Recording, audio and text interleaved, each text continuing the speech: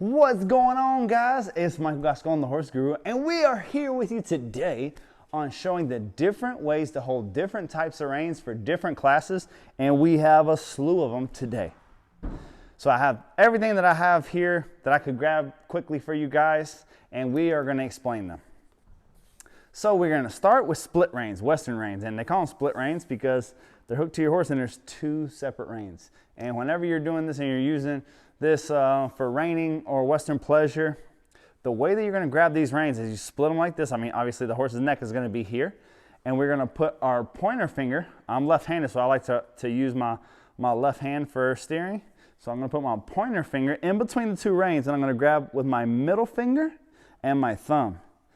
And this is how I'm going to hold right behind the horse's neck. And then my slack goes to whatever side of hand that I'm using. So if I'm right-handed, put it to my right side. I'm left-handed, it goes to my left side. Now, whenever you're using this style of reining for reining or for anything else, this is the only hand that can touch. And so many of those classes, if you even reach down and touch with another hand, you're kicked out, you're disqualified. If you reach down and grab with extra fingers in here, you're gonna be disqualified. So you really wanna get that horse very, very handy, where the only movement that you're gonna get is moving your hand just a little bit there, but basically pretty much everything is off your legs. And that's how we're gonna compete in reining and Western pleasure and Western style classes like that. There's too many to list. And understand that each class that you have to go into, especially when you get into the versatility classes and your Western pleasure classes that have trail obstacles and things like that, it's going to be association by association. It's important to read the fine print because you don't want to get docked points for some ridiculous rule that you didn't know about. So, I mean, some association have where everybody has to ride with their right hand. Some you ride whichever is your dominant hand. But most of them, they have, you're going to have your pointer finger downward like this, and your slack is going to be to whatever side of the horse, whichever hand you're using here. So in reining, you'd be riding like this. I'm left-handed. My slack goes to my left side, pointer finger in the middle, and here's where I'm going to ride. My free hand, usually I'm going to leave my elbow down by my side, and I like to keep my hand in front of my belly button. Is how I'm going to compete. Drop those. The next ones up are gaited horses. Gaited horses, I have a set of rope reins here.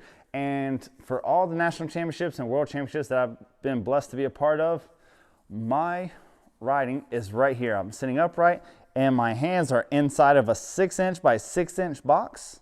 I would find contact with my horse. The slack, I would like it to be to the outside. For me personally, when I'm riding my gaited horse, I like for the slack that's crossing over, I want to grab that as well. The reason being is it makes me a lot more consistent. So when I'm riding English or whenever I'm riding a gaited horse, here's where I'm going to hold. I'm going to sit up straight in my vertical line of my foot if I'm in the show ring, and I'm going to hold my reins right here just like this. My hands will never leave this 6-inch by 6-inch box. For the whole class, the whole time that I'm showing, this is how I'm going to ride. The more consistent my hands are, the more consistent my horse is going to be. So that usually there's no rule about how you hold your slack or where it goes. In Colombia, they always want your slack to the outside. But for me, the most important thing about this slack, and what I love, it's really helpful for me. In the show ring, I love that the slack there, I grab it here, and it makes a box, and it just makes me that much more consistent, so I can go into a competition for an hour at a time and sit perfectly still, perfectly even, and all of my communication happens in these last 2 or 3 fingers, opening and closing. Closing my finger says, hey horse, don't get to the end of my boundary. Bad horse.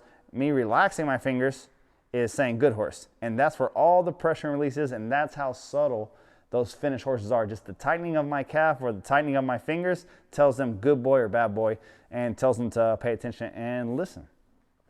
That's how we're working our gaited horses. Now we are going to work with our Romal or our Romel, depending on who you talk to.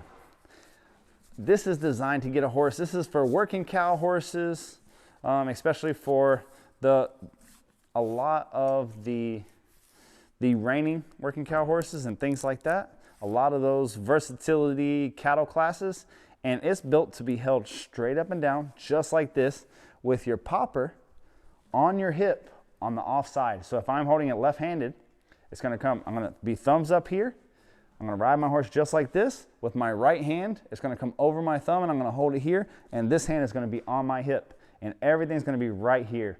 Again, a lot of these associations, you have to read the fine print on the class that you're gonna go into. A lot of them will excuse you, will throw you out if you reach down for a second hand, or if you do something funky with your other hand. They wanna see you right here the whole time. You need that horse neck reining really well.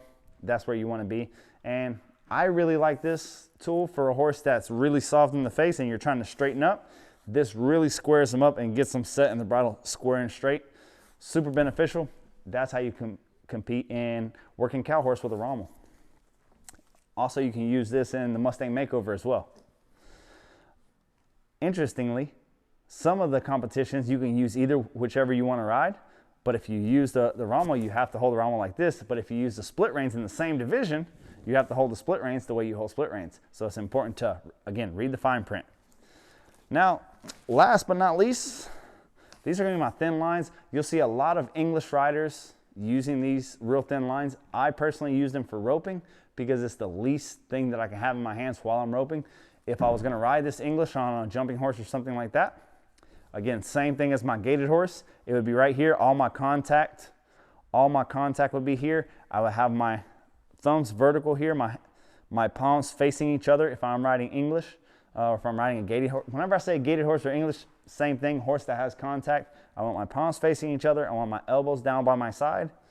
Make a 90-degree turn. You want to think from your elbow to the horse's mouth is a straight line. You don't want your hands to be up and there'd be a ramp up and then a ramp down. Straight line from your elbow to the horse's mouth. That's what we're looking for. That's how we're trying to compete. English, jumping, gaited, dressage, all the same.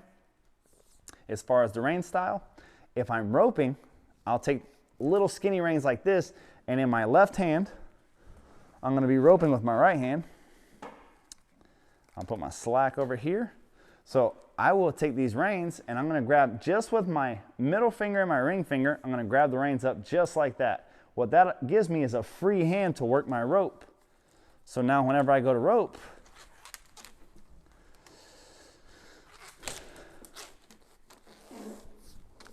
I'm going to steer my horse right here. The coils are going to be on the right side of my horse's neck. I'm going to be neck reining just with these two fingers. So that's why it's important to have very skinny reins, little leather reins. I love biothane reins. I can grip them really well.